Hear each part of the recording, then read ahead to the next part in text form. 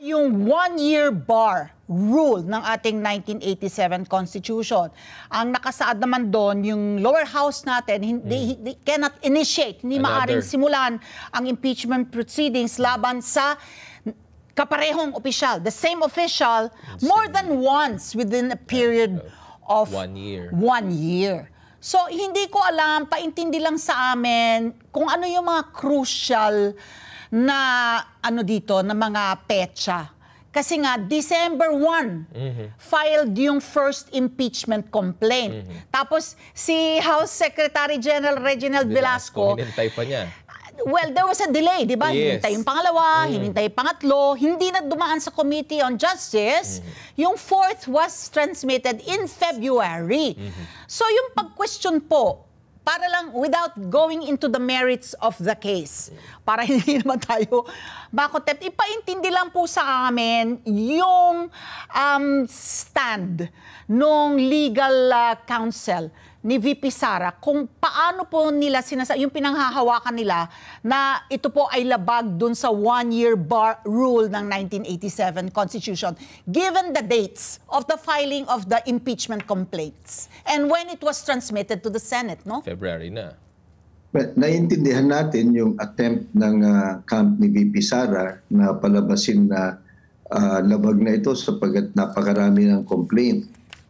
Unfortunately, meron na ho kasing jurisprudence diyan na yung complaint na tinutukoy, yung one-year ban, isang impeachment complaint lang within a year, ang ibig ko sabihin yan, yung nai-submit either sa Committee on Justice at pinag-usapan nila ito at pinadaan sa boto sa lower house.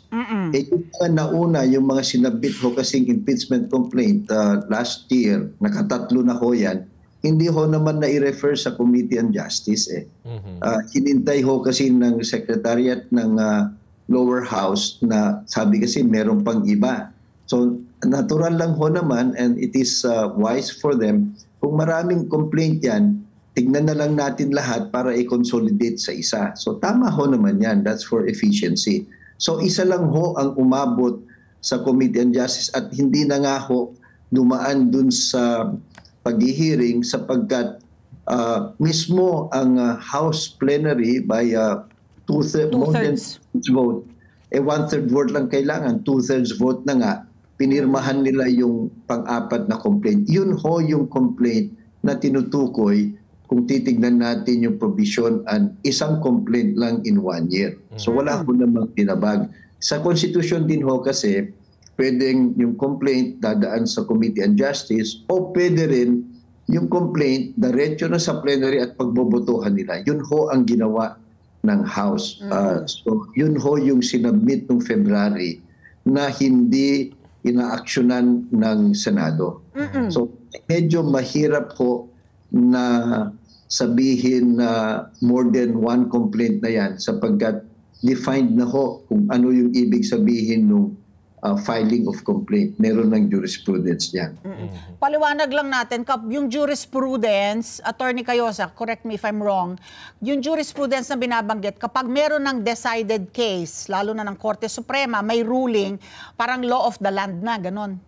Tama ho yan.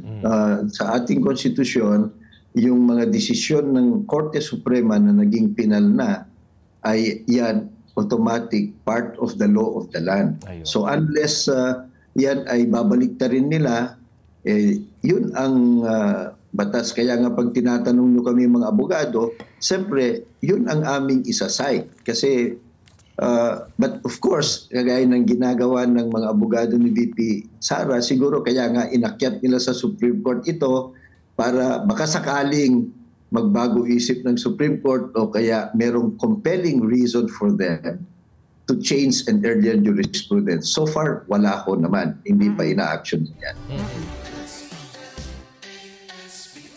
Let's get together.